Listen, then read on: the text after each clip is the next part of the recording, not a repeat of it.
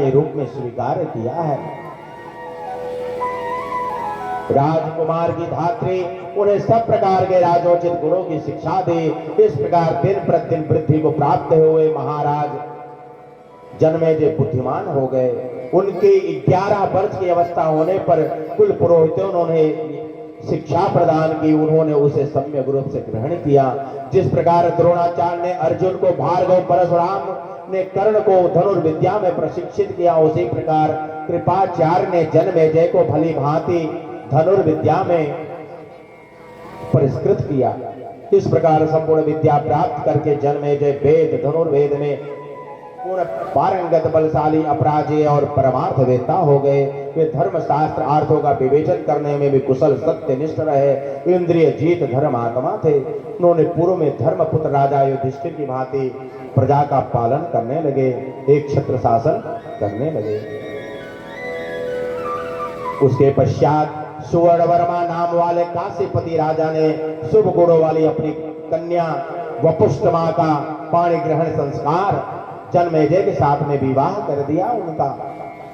जिस प्रकार प्राचीन काल में काशीराज की पुत्री को पाकर के विचित्रवीर्य और सुभद्रा को पाकर के अर्जुन अत्यंत आह्लादित हुए थे, उसी प्रकार श्याम नयनों वाली कांता के रूप में पाकर के जन्मेजय भी अपने गृहस्थ जीवन को बिताने लगे।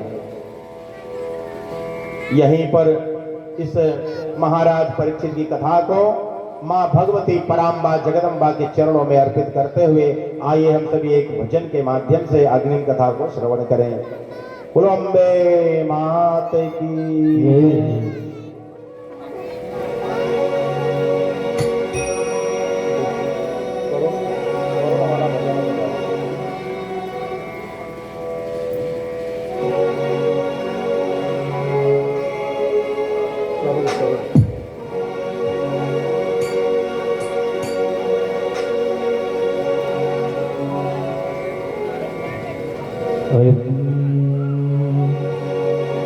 माई के सरनिया में हर नेह न लगई बाहो, हर नेह न लगई बाहो, तो आदमी के तान पाके फिर नहीं माई के सरनिया में नेह न लगई बाहो, नेह न लगई बाहो, तो आदमी के तान पाके फिर नहीं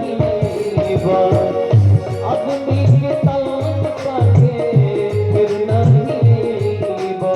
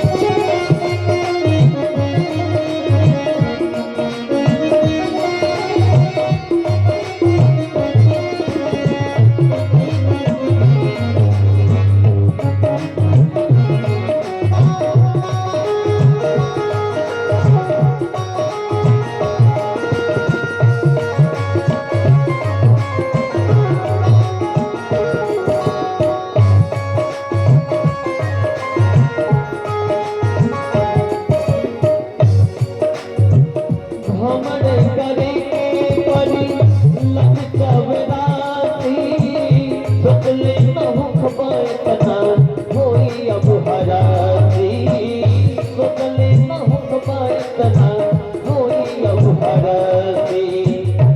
काम तो हवा में अधो रागे रागी कई बाहो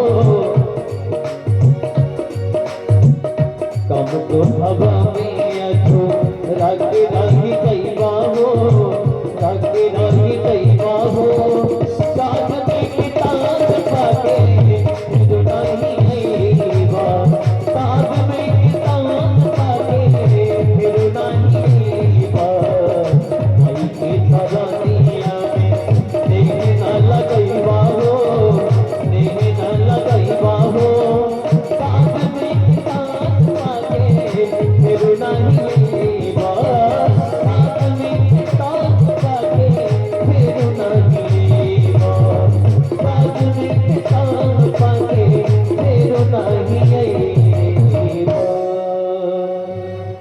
बोलो अम्बे मात की जय। जय हो। अभी कुछ ही क्षण में जो ये कुमारी कन्या है माँ भगवती की आरती होगी। सभी भक्त लोग आरती करेंगे, फिर आगे की कथा होगी। इस कथा के दौरान अभी कुछ ही प्रसंग में कहने पर उसकी आरती होगी। सब लोग आरती उतारेंगे और आरती खाली नहीं होती है, मालूम है ना। थाली में कुछ डालना भी पड़ता है, तो जिसके पास नहीं होगा व्यवस्था कर लेना, नहीं होगा तो धार ले लेना, कल वापस दे देना उसको। चलिए, वैसे भी खाली हाथ कभी आरती नहीं लेनी चाहिए। आइए हम सभी माँ भगवती की कथा को श्रवण करें।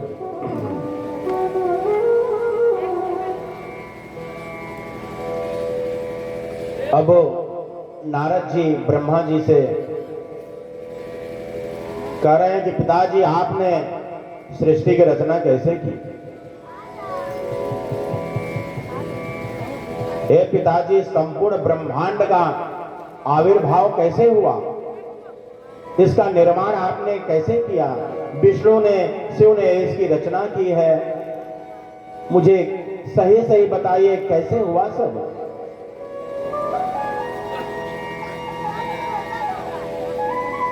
सब आप बताइए पिताजी। ब्रह्मा जी बोले, ब्रह्मोवाच किं ब्रवीमि सुताद्याहं दुर्बोधं प्रश्नमुत्तमं त्वया शक्यं महाभाग विष्णोरपि सुनिश्चिता। रागी कोऽपि न जानाति संसारेऽस्मिन् महामते विरक्तस्य विजानाति निरोहो यो विमत्सरः। ब्रह्मा जी ने कहा, हे पुत्र, तुमने आज एक दुर्व उत्तम प्रश्न पूछा है। साक्षात विष्णु द्वारा भी इन प्रश्नों का निश्चित उत्तर दिया जाना संभव नहीं है। संसार के क्रियाकलापों में आसक्त कोई भी ऐसा नहीं है जो इस तत्व का ज्ञान रखता हो। प्राचीन काल में जल प्रलय के होने पर, अस्थावर जंगमादि प्राणियों के नष्ट होने जाने पर, मात्र पंच महाभूतों की उत्पत्ति होने पर मैं कमल से आविर्भूत हुआ, कमल से उत्पन्न हुआ। उस समय मैंने सूर्य, चंद्र, वृक्षों तथा पर्वतों को नहीं देखा। कमल कणिका पर बैठा हुआ मैं विचार करने लगा। भगवान नारायण एक जल के बुदबुदे से उत्पन्न हुए, उनके नाभि से ब्रह्मा जी उत्पन्न हुए। नाभि कमल से, उस कमल पर विराजमान ब्रह्मा जी ने सृष्टि की रचना कैसे की, उन्होंने उत्पन्न होकर के क्या देखा, वह सब बता रहे हैं। उस समय मैंने सूर्य, चंद्र, वृक्षों, पर्वतों को नहीं देखा। इस महासागर के जल में मेरा प्रादुर्भाव हुआ। मेरा निर्माण करने वाला, रक्षा करने वाला था, युगांत के समय संहार करने वाला प्रभु कौन है। कहीं भी भूमि भी स्पष्ट नहीं दिखाई दे रही है, जिसके आधार पर यह जल टिका हुआ है, तो यह फिर कमल कैसे उत्पन्न हुआ, जिसकी उत्पत्ति जल और पृथ्वी के संयोग से ही प्रसिद्ध है। बिना कीचड़ के कमल कैसे समुद्र में आ गया। आज मैं इस कमल का मूल आधार पंख अवश्य देखूंगा और उस पंख के आधार स्वरूपा भूमि भी अवश्य मिल जाएगी, इसमें संदेह भी नहीं है। मैं जल में नीचे उतर करके 1000 वर्षों तक पृथ्वी को खोजता रहा, किंतु जब उसे नहीं पाया तब आकाशवाणी हुई कि तपस्या करो।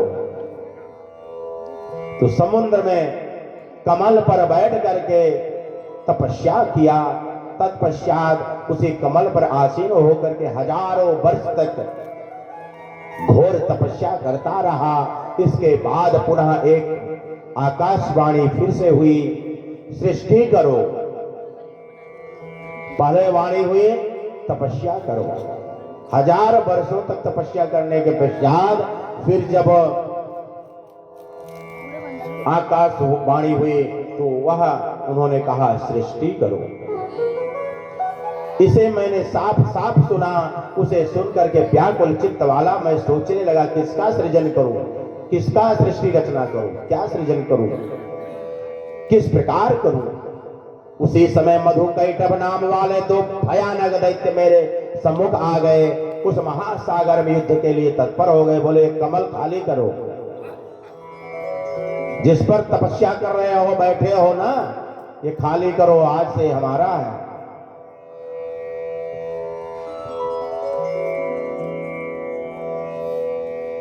दोनों दैत्यों ने से अत्यधिक भयभीत हो गया मैं। तत्पश्चात मैं उसी कमल की नाल का आश्रय लेकर के जल के भीतर उतरा और वहां एक अत्यंत अद्भुत पुरुष को मैंने देखा। उनका शरीर मेघ के समान श्याम वर्ण वाला था, पीला पीतांबर धारण किए हुए। उनकी 4 भुजाएं वे जगतपति बनमाला से अलंकृत थे, शेष शैया पर विराजमान।